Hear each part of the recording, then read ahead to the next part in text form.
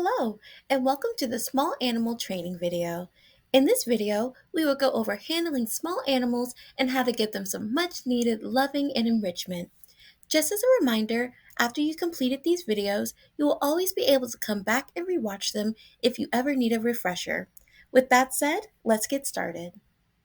To start us off, small animal shifts are available every day as early as 8:30 a.m. to 5 p.m. in the evening.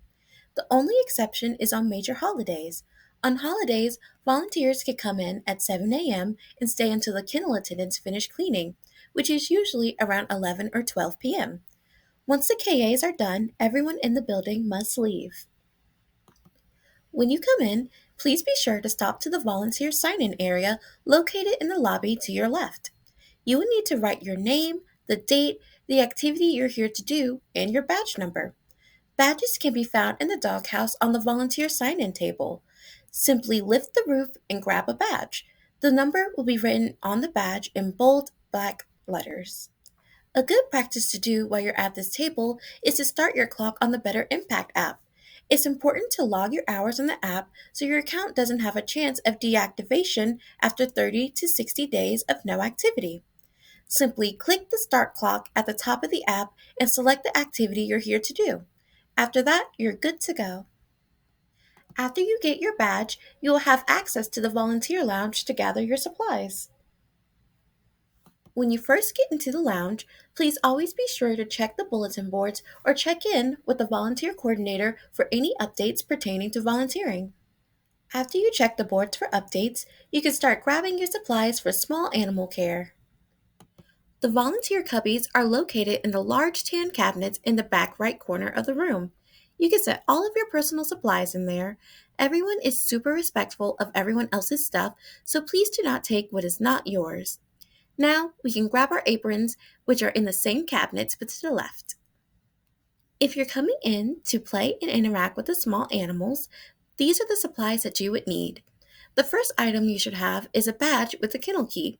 You should already have this from when you checked in at the volunteer table. The next item you should grab is your apron. Aprons are the fastest way for a staff member to identify you as a volunteer. Aprons can be found in the long tan cabinet against the back wall. The next item to grab is your dry erase markers. These are used to write on the kennel card the time and date that you gave enrichment to a small animal. Another great item to have when volunteering is a small towel. These can be used to wrap up the small animal to make it easier to pick them up without them getting scared. These can be found in the grooming supplies drawer in the lounge.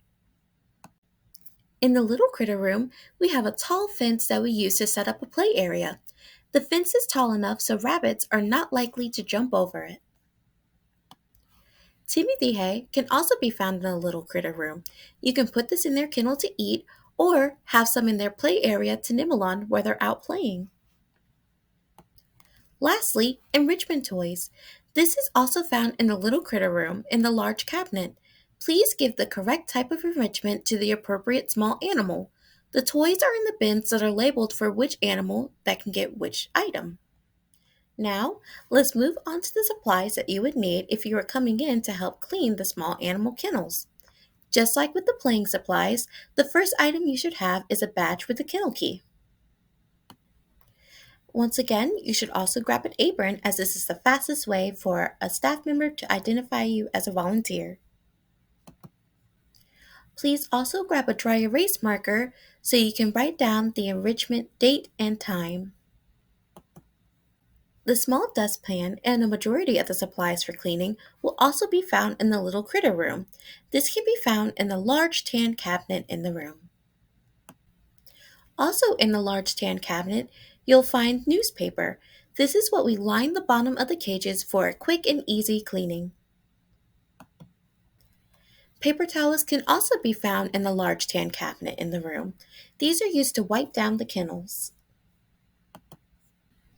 The vinegar spray bottle should also be in a large tan cabinet in the room. Vinegar mixed with water is a great cleaning solution that is also safe for the small animals as it's non-toxic. This should only be used in the kennels that the animal is going back into. Cell spray bottles or cell wipes are also found in the large tan cabinet in the room. These are strong chemicals that we use to deep clean the kennels when a small animal leaves once they get adopted. These solutions should only be used in empty cages and be handled with gloves. Now that we have our supplies, we're ready to head to the adoption floor. Once you're on the adoption floor, the small animal room, also known as the little critter room, will be on your left, directly across from the cat rooms. There are signs on the rooms to help you know which one is which. So, what kind of small animals can we expect to see in the little critter room? We get a wide variety of animals that come into our center, the main ones being rabbits, guinea pigs, and rats, but we've also had cases where we've gotten in mice, gerbils, hamsters, birds, ferrets, chinchillas, and reptiles. So before we dive into cuddling all of the small animals, let's go over their kennels and the things that we can find inside them. Every little critter kennel should have litter boxes, water bottles, and bowls, food bowls, timothy hay, and toys. Depending on the small animal, there will be bedding in the kennel as well, only for guinea pigs, gerbils, and hamsters normally. The kennel jacket is the outer orange folder that holds all the animal's important information. We also use the kennel jacket to write down the dates and times that we provided enrichment with that animal. These can be found hanging on every kennel. So if we look closely at this kennel jacket, we can see a volunteer came in and cuddled with this bunny already. We can tell because they wrote the time and the date of when they came in and interacted with this bunny. We ask our volunteers to make sure they write down all enrichment on their kennel jackets so the next volunteer knows, hey, I've received some loving, so meet with another little critter that hasn't just yet. In the case of multiple cuddling sessions on the same day, just write the time underneath the previous one. If it's a brand new day, you can erase the old times and start over with the new date. Inside of the kennel jacket is the kennel card. Every animal in the center has a kennel card as well. The kennel card gives us all the animal's information such as their age, sex, date they came in, date they're available, and their ID number. Another thing we can find in the kennel jacket are surrender questionnaires. A majority of the critters that we have on our adoption floor are surrenders. Surrenders are animals that the owner can no longer take care of, so they sign them over to us to adopt out.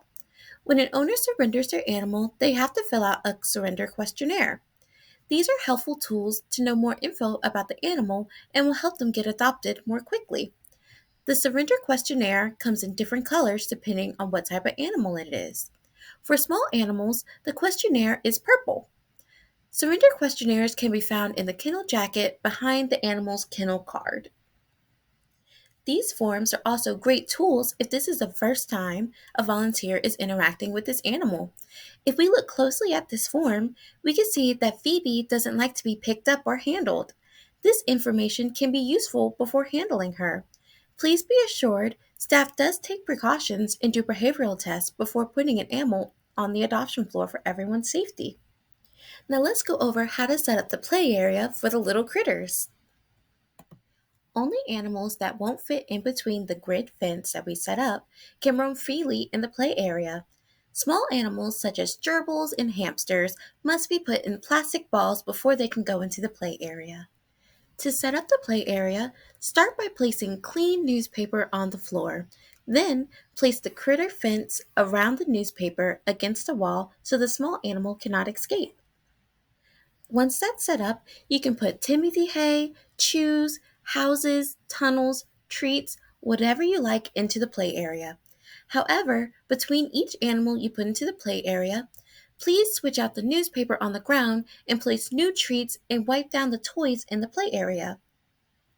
Only one animal is allowed in the play area at a time, unless there are multiple animals housed in the same kennel. To take a small animal out of their kennel, simply unlatch the clip at the bottom. Use a towel to wrap them up and cover their eyes. Please be sure to support the front and back legs of any small animal while holding. Here are some examples of how to hold a rabbit.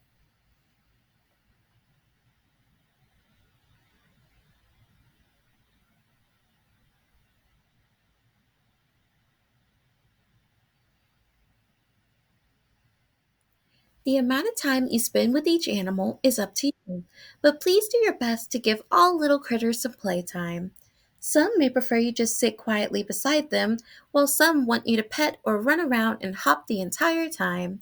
Whatever their playstyle is, please be sure to supervise them. Finally, when you're all done with your shift, please throw away all newspaper, wipe off, and put away all the supplies that you used. Lastly, please sweep and mop the floor as needed. Now let's go over how to clean and set up small animal kennels. If you come in to help clean small animal kennels, please let a staff member know so they can give you a garbage can and cleaning supplies if they're not already in the room. To clean a kennel with the animal already in it, please place the small animal in the play area. Only use vinegar and water spray mix when cleaning a kennel that has an animal that is going back into it. Then wipe it out with a newspaper towel. If they have a litter box, please dump it out and refill it. To clean a dirty, empty kennel, please only use the Acel wipes or spray. Then wipe it out with a paper towel. If they have a litter box, please dump it out and set it aside to be taken to the kitchen. If you have any dirty dishes that need to be taken back, please let a staff member know so they can do so. Once you finish cleaning a kennel, place 2 layers of newspaper on the bottom of the cage. Return or place a new item back into the kennel, like food bowls, or water bottles, Timothy hay, chew toys, or treats. Finally, let's go over the rules for small animal care. Rule number 1. Do not let small animals interact with other animals outside of their kennel. Even though it may sound cute, or even if you want to know how to find out how that animal does with others, we cannot let them interact with others outside of their kennel. This is to keep all little critters safe, so there's no chance of fighting or spreading illnesses. Rule number 2. Please record all enrichment on the kennel jacket. Recording enrichment is important because it lets other volunteers know who has and hasn't been interacted with yet. Rule number 3. Do not write comments or concerns on their kennel jackets or cards. Rule number 4. Record all behavior and medical concerns in a timely fashion. If an animal is showing any medical or behavioral concerns, you can fill out a vet slip, which is pink, or a behavior slip, which is blue, in the volunteer lounge. Any red flag behaviors or severe medical concerns should be reported to a staff member directly. Rule number 5. Report all bites or bite attempts to the front desk immediately. No exceptions. If the front desk staff is not available, please let another staff member or call the volunteer coordinator to let them know the situation so we can take action. Rule number 6. Do not interact with any small animal you feel uncomfortable with. And lastly, rule number 7. If a small animal happens to escape, please let a staff member know immediately. If you're unable to catch the small animal immediately, please let a staff member know so they can help. Make sure all room doors are closed so they don't escape into the shelter. Awesome job! You're all done with the online portion of the small animal care training. In-person training is not required for small animal care, but you can always request it if it makes you feel more comfortable before coming in. Please reach out to your volunteer coordinator if you want to schedule an in-person training.